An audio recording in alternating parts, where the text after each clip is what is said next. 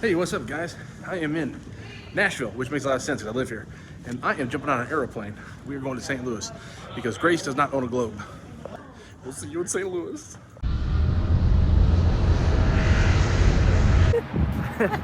I make fun that we get stuck with the stupidest rental cars. We usually get the Elantra, which is fine if you have an Elantra. Dan drives an Elantra, but you know, I don't want to pay for an Elantra. Or we get that teeny tiny Fiat.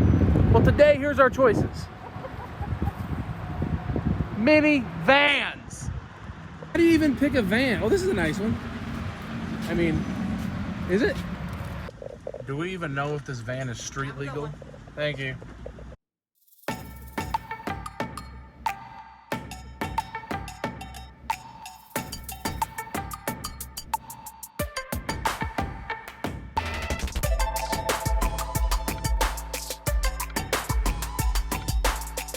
Dinner is over. I didn't make you watch. Now we're going to play poker. I'm gonna make you watch that.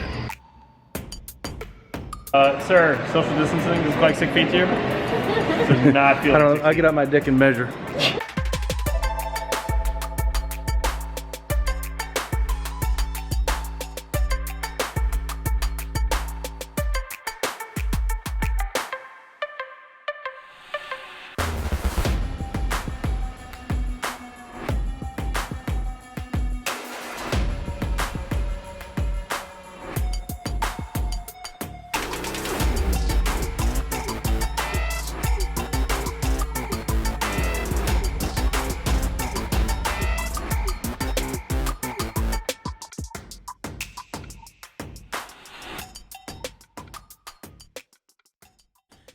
All right, so looking down here at the 5-3 of hearts, it's actually just as hard, believe it or not, to get dealt the 5-3 of hearts as it is to get dealt ace king.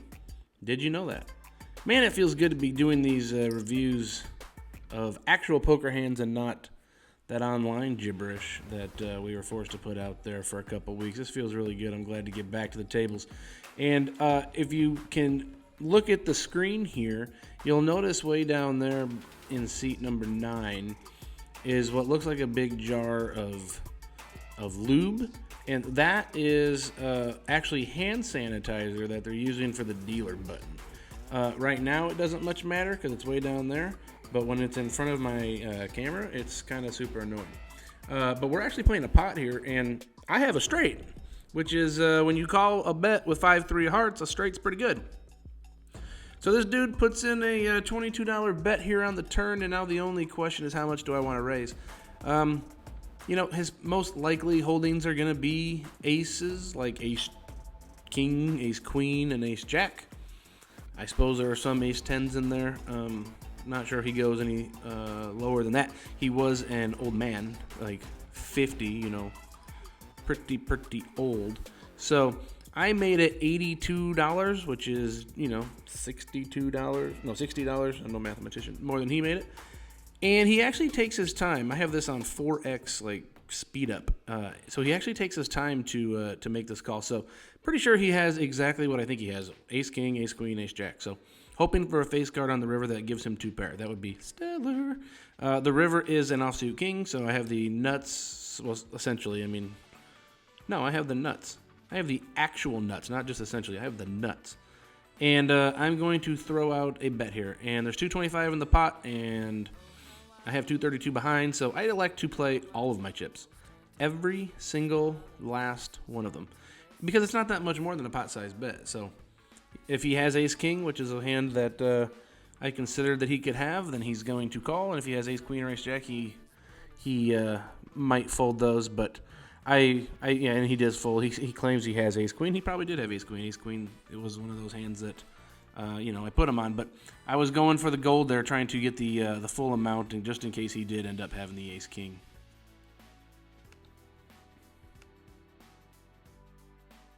Here's a hand I play against Dan Rain Delay Chambers. You know, Dan actually has a different nickname. It's an inside joke, but we actually call him Dan from Bally's, or Bally's Dan. And the joke comes from, we found a 2-5 game at Bally's in Las Vegas, and if anybody has ever been out there, you know they don't get 2-5 very often because it's like a smaller place. 2-5's not their normal game. So we got a 2-5 game going where Dan me and Gray sat down with 6 of the worst players I've ever seen in my life.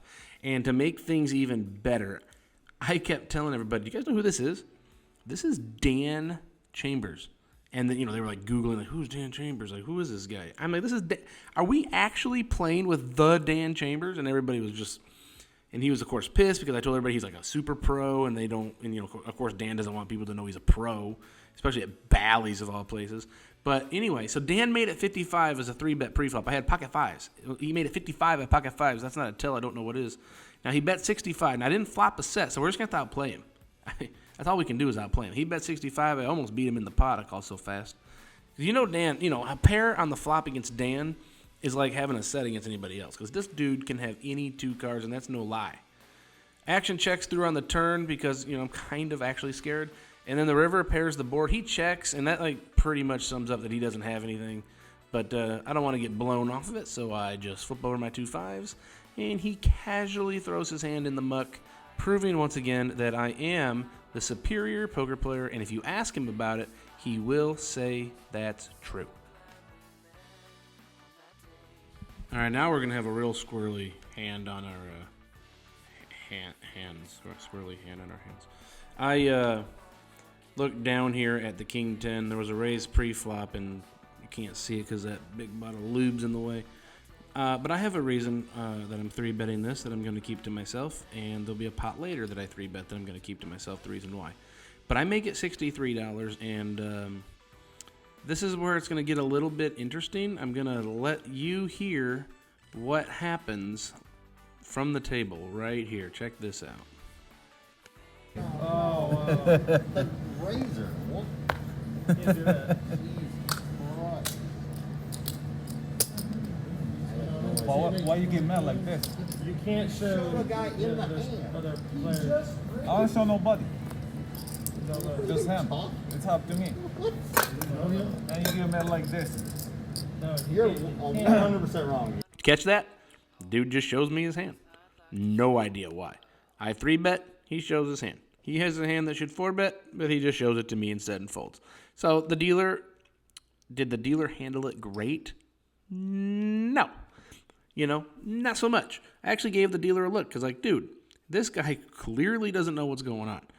Quit making him mad. We don't want him to leave. We want him to stay here, until he has, no chips. But the dealer let off the gas there, and we ended up seeing a 10-high flop, and I believe we're 3 ways. The greatest part about this is I shouldn't have even seen this flop. He should have 4-bet, and I would have been forced to get out of dodge. Now, kind of super duper interesting here is the cutoff just leads into me. Just leads right into me and my lube. And that's strange. So I'm, kind of thrown off kilter a little bit, and I elect to just make the call. Turn card is safe. It's a 4. There's $374 in the pot. He checks. I need this pot. This pot belongs to me now that Queen Boy folded, so I'm going to throw in a wager, I'm pretty sure. I think I'm going to do that most of the time. I throw in $110. And he immediately folds, and I win the pot. Pot I shouldn't have even been in because Queen Boy made that terrible fold.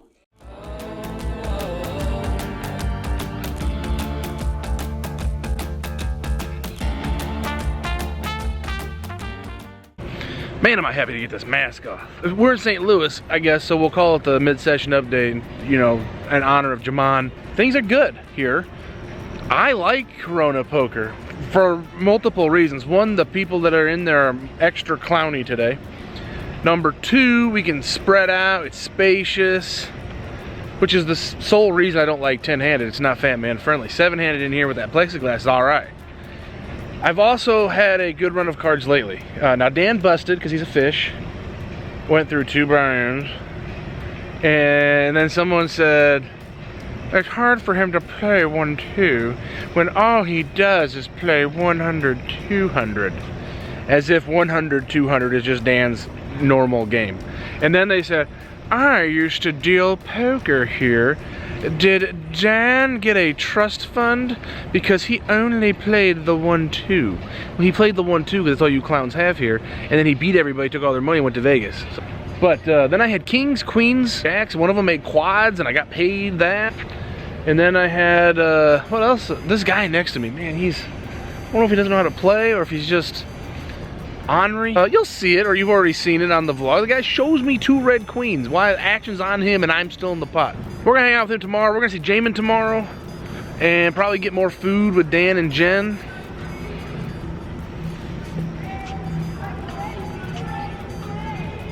You're crazy. Yeah, this guy's crazy talking into his phone. This is a camera. There's a camera on a tripod. It's not a phone. Phone's in my pocket.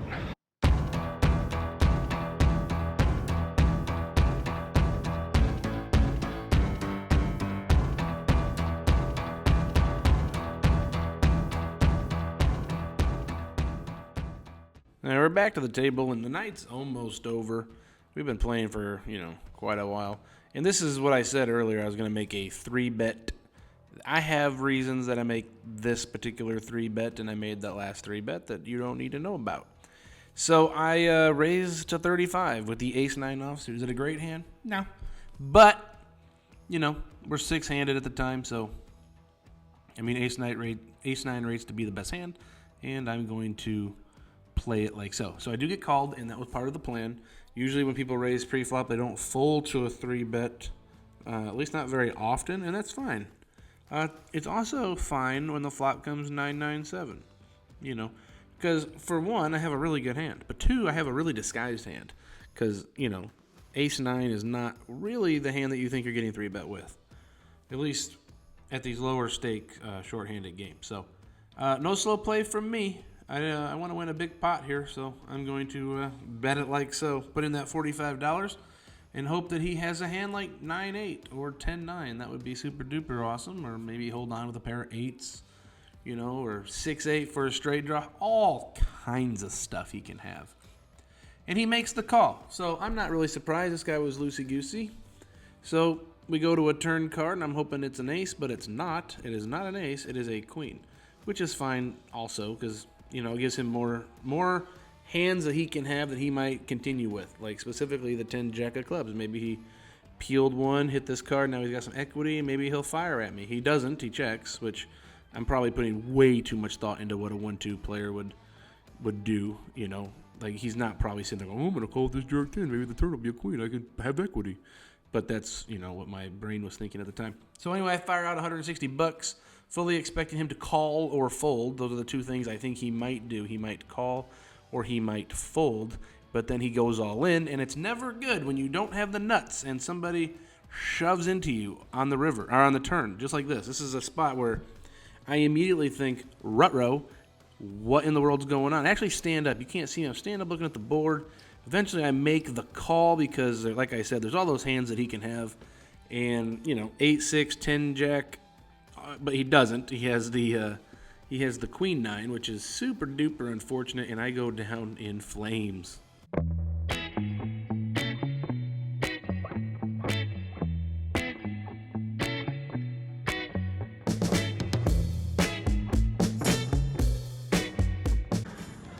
I'm pretty annoyed at that hand. I'll talk about it outside. I'm too steamed up, baby.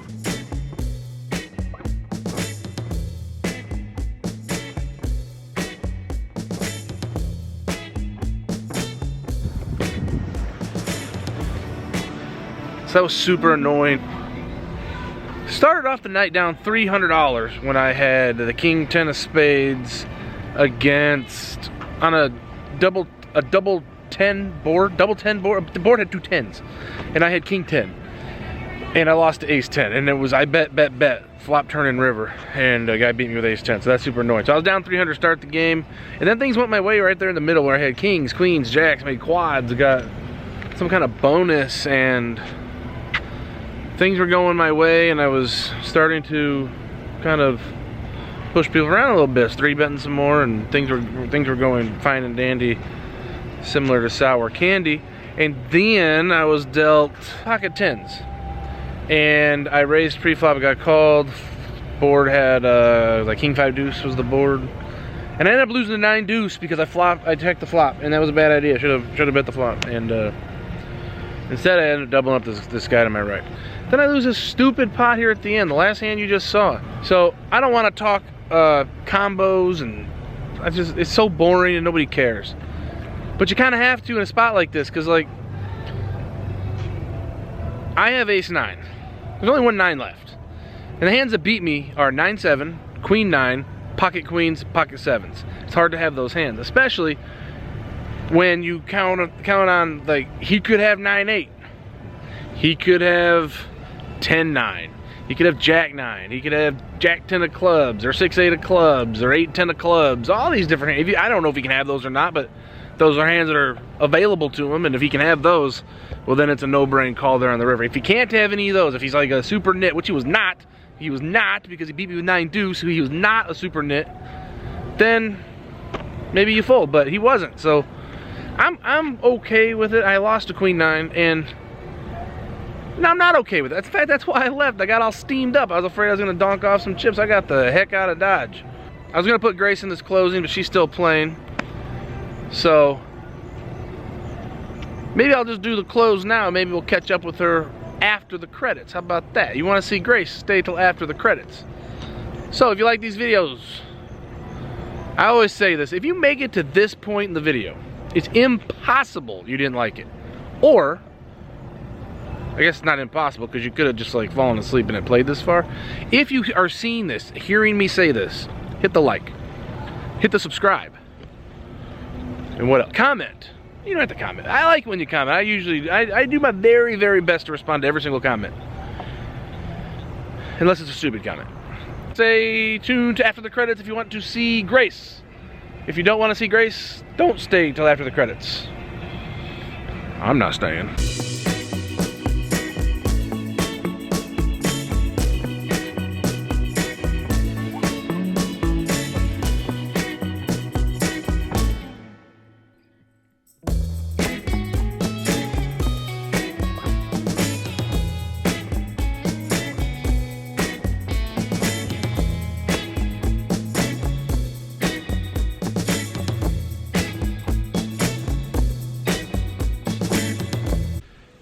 Okay, last night I said I would give you a cameo of Grace. Hello. It's bright out, and my eyes are small. Guys, I hope you enjoyed the vlog just as much as I did. Hey, we just played our third So Rude charity poker tournament, and we had a blast. We had like 70... You know what? I'm going to let the winner tell you all about it. Hello everyone, this is Eric Ebsen, also known as Ebb and Flows on Poker Stars. I was fortunate enough to win Adam's charity home game. So I thank you, Adam, for hosting and giving back to the community. It's an awesome thing. Because I won, I'm choosing the Pediatric Brain Tumor Foundation, also known as CureTheKids.org, as our next charity to benefit. They're the world's leading nonprofit dedicated to brain tumor community while working to eliminate the challenges for childhood brain tumors. I was directly impacted when I was young by being diagnosed with a benign brain tumor and know many individuals that were affected, so this is near and dear to my heart. We had 75 runners last home game, so let's reach our goal of at least 100, so invite your friends, family, for a great cause. See you on the felt.